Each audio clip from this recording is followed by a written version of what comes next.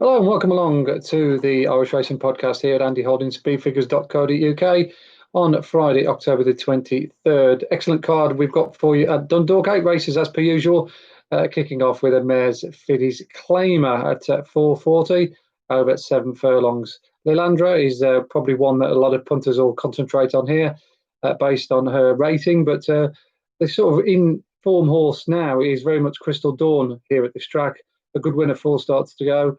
Over 6 furlongs, coming from a long way back, and then improved upon that by running even better on the numbers here last week, coming from, again, a long way back from a bad draw. Certainly on that occasion suggested as though 7 furlongs was very much her bag, and with the excellent Sam Ewing on board from a much better draw this evening, we'd certainly expect Crystal Dawn to go well there in the 4:40. Onto the 5:10, Trappy handicap here, but never back down, comes out really well on our figures, courtesy of 3 runs in succession, all of a fairly high standard. Was runner-up to Arnhem 3 runs ago, and then actually ran well in a very good handicap here 14 days ago beyond Helen de Portuez.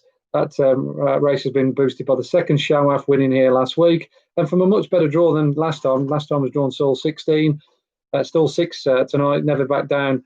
Surely must go well there in the 5:10, a decent each way bet there around about the 6-1 mark.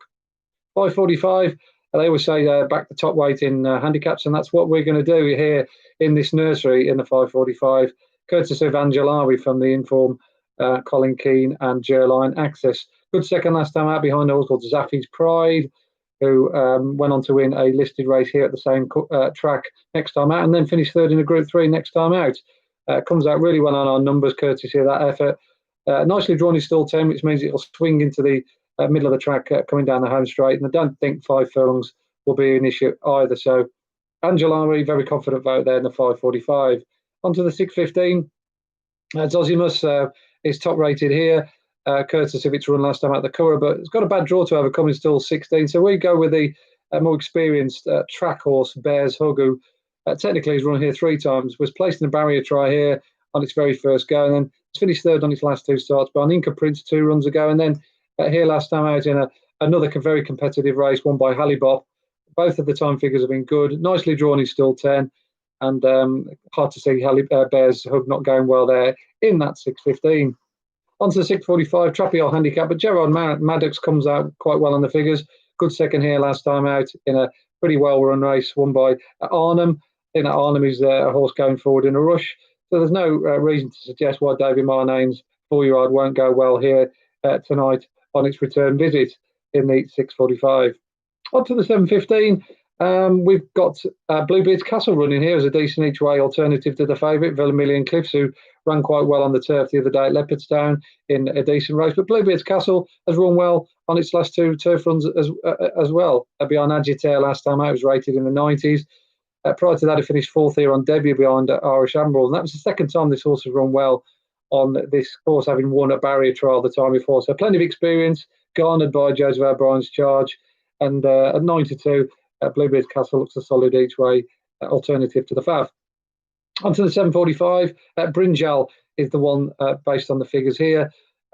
She run really well here from a poor track position in a hot handicap a few weeks ago. Just hoping that Colin Keane, from again another tricky draw, can get this filly a little bit further up the field than she did last time out. And because she's run 2 very good back-to-back races at the track beyond Eaglemont, of course, the time before.